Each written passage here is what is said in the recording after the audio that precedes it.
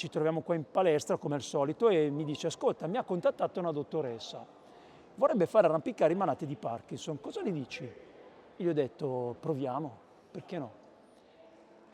E da lì parte la cosa. Io ricordo quel sabato mattina che ero qua nel bar, li ho visti attraverso la vetrata dell'ingresso.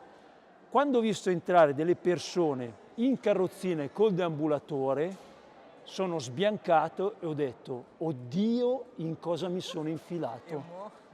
Cioè, io cosa gli faccio fare?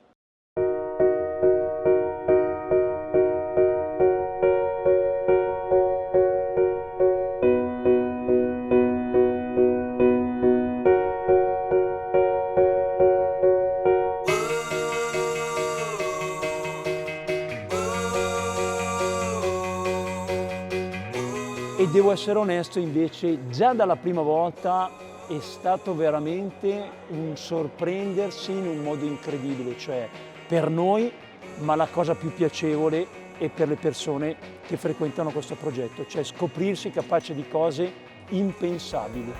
Ah, si è girato! Oh, sai come quelli a scuola l'ho chiamato, gli fa, è guardato dietro, fa: te, vieni, dai, vieni. Allora, come al solito, sereno, ma al contempo deciso. Prendi quella verde invece che la rossa. Con la mano destra, la verde davanti a te. Ok.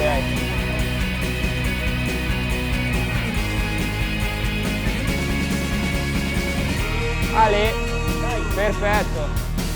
Quando vuoi metti le mani sul tuo moschettone.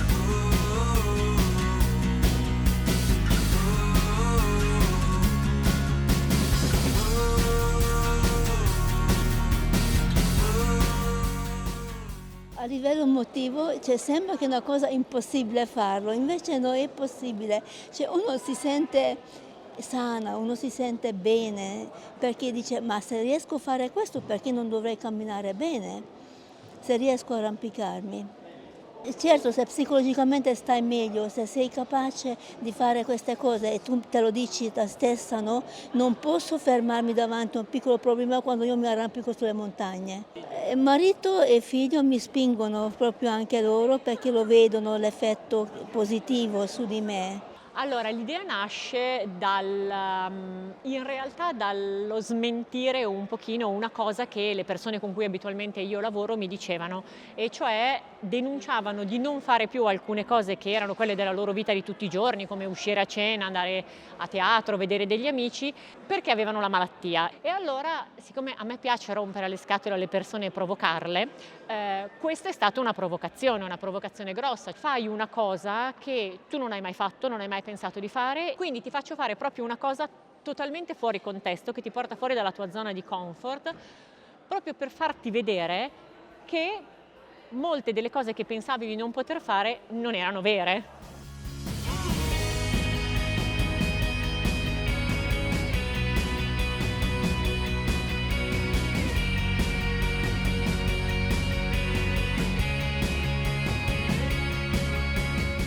Per cui questa arrampicata,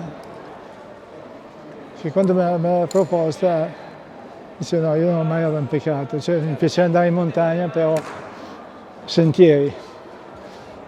E comunque serve sempre per mettersi alla prova, come un momento di scambio, per trovare degli amici che vivono la stessa esperienza, per cui si è anche più uniti. Per chi ha questa patologia non sembra, ma aiuta.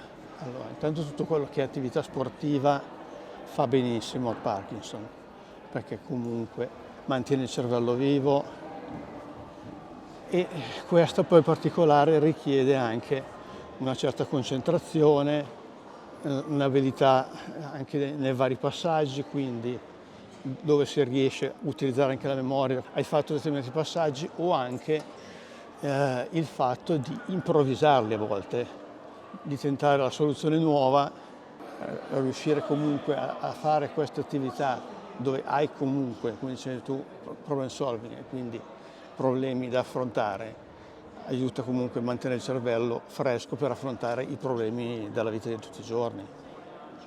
Siamo partiti con vieni una volta e facciamo una cosa che farai yeah, a cavoli, abbiamo messo insieme un progetto che in realtà ha una serie di benefici ampissimi. Allora, dico sempre ai miei, se voi sapete solo una maniera di fare un movimento, è come dire, devo andare da Milano a Bergamo e so che c'è l'autostrada.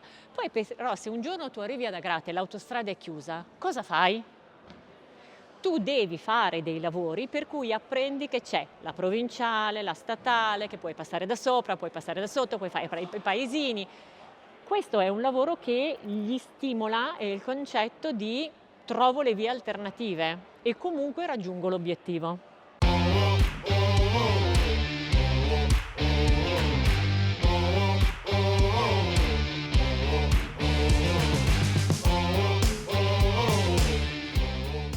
Mi suggerisce anche un'altra cosa molto legata all'arrampicata che vale per chiunque. Credo che per chi approccia la prima volta all'arrampicata una delle prime cose che lo colpisce è il fatto di essere nel qui, nell'ora, nel presente con tutto te stesso, cioè non è solo un'attività fisica. Però banalmente se magari vai un po' in bici lungo il Naviglio è facile che la testa, no, magari vada sui problemi di ieri, sulle cose che dovrai affrontare domani. In arrampicata, anche per chi la vive da decenni, tu nel momento in cui ti stacchi da terra sei lì, con tutto te stesso.